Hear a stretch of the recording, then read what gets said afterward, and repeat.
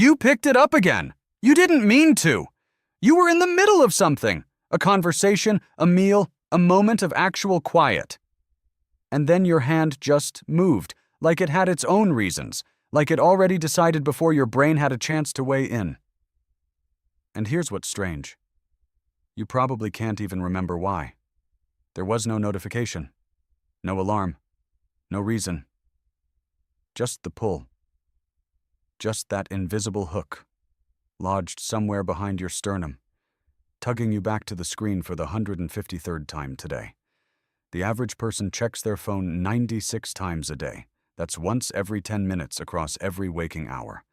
But the real number, the one that includes all the half glances, the table checks, the unlocking and immediately locking again without reading anything, is almost certainly higher. And when researchers at the University of California, Irvine, led by Gloria Mark, tracked how long it takes people to refocus after a single phone interruption, the number they found wasn't 5 minutes. It wasn't even 10. It was 23 minutes. 23 minutes to fully return to the cognitive state you were in before you looked. So you're not just glancing at your phone, you're burning through your day in 23-minute chunks. This isn't a willpower problem. That's the first thing to understand. Your inability to put the phone down is not a character flaw. It is not weakness. It is the entirely predictable result of a system that was engineered, deliberately, precisely, by some of the smartest behavioral scientists alive, to make sure you could not stop. Let's go back to 1953. A neuroscientist named James Olds was running experiments on rats in a Montreal lab.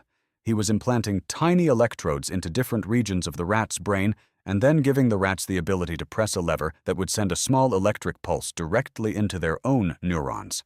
Most brain regions produced nothing interesting.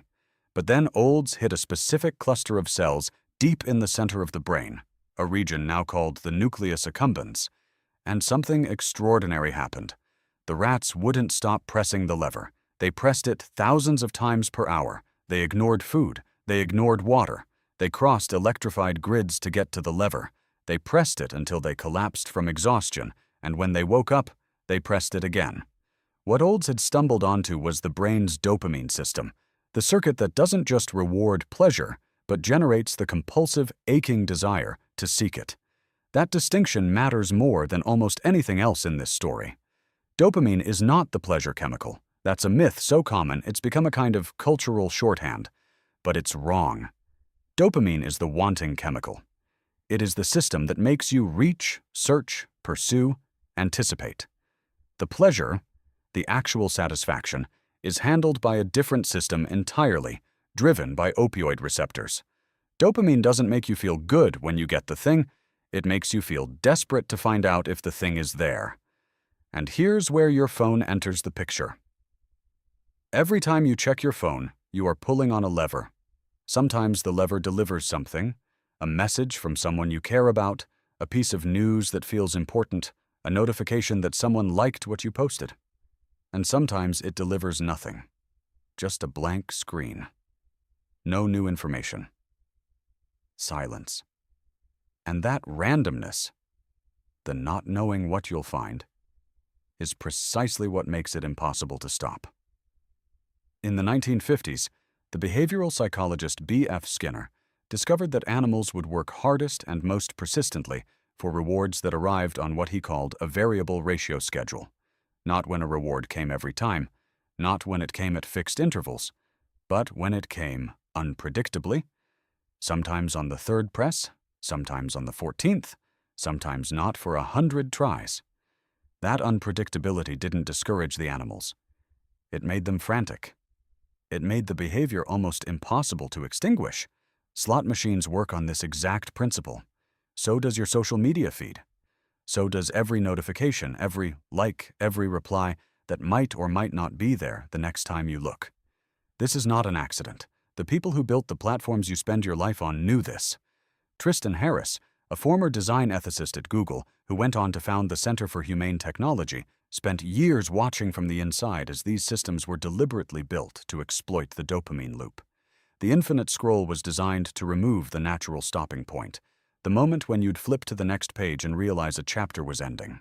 The notification badge was designed to create a visual cue that hijacks the orienting reflex. the ancient neurological mechanism that makes your eyes snap toward anything new in your environment, because for your ancestors on the savannah, anything new could be a predator. Your brain is not broken. Your brain is doing exactly what 200,000 years of evolution trained it to do. It is scanning its environment for signals. It is rewarding you for checking, for noticing, for staying alert. The tragedy is that it cannot tell the difference between a rustling in the tall grass and a red notification bubble on a white screen. The startup world has a term for this. They call it engagement. When your usage numbers go up, when your session times extend, when your daily active user count climbs, that's engagement. In investor presentations, engagement is always described as a good thing, a metric of health, a signal that the product is working. But when a behavioral scientist looks at the same data, what they see is a population of people whose dopamine systems have been captured, whose reward circuits have been hijacked, who are compelled to return to a lever they cannot stop pulling. Sean Parker, one of Facebook's earliest and most influential investors, said something remarkable in 2017. He wasn't speaking carefully. He said the platform was designed from the very beginning to consume as much of your time and conscious attention as possible. He said it exploited a vulnerability in human psychology. He said the inventors knew what they were building, and they built it anyway. You were not the customer. You were the product. Your attention, your continuous, redirectable, monetizable attention, was always what was being sold, and the effects are measurable. Jean Twenge, a psychologist at San Diego State University who has spent decades tracking generational shifts in mental health, began noticing something in her data around 2012. A sharp inflection point. Rates of depression, loneliness, anxiety, and sleep disruption among adolescents, and increasingly adults, bent sharply upward. The year 2012 is the year smartphone ownership crossed the 50% threshold in the United States. Twenge is careful about causation. She doesn't claim the phone did all of this alone, but the correlation is precise enough that she named a generation after it, iGen, and spent an entire book working through what the numbers show. Sleep is part of the picture that doesn't get enough attention. The light emitted by your screen, specifically the blue wavelengths in that range, suppresses the secretion of melatonin. Melatonin is the signal your brain uses to move you towards sleep. It's not a sedative. It's more like a dimmer switch, a gradual chemical shift that begins in the evening and tells your biology that darkness is coming, that the day is ending, that it is safe to begin the long process of neural consolidation and restoration that only happens during deep sleep. When you lie in bed scrolling at 11, midnight, 1 in the morning, your brain is receiving the same signal it would receive from bright afternoon sunlight. The melatonin is suppressed. The sleep is fragmented. And fragmented sleep doesn't just make you tired.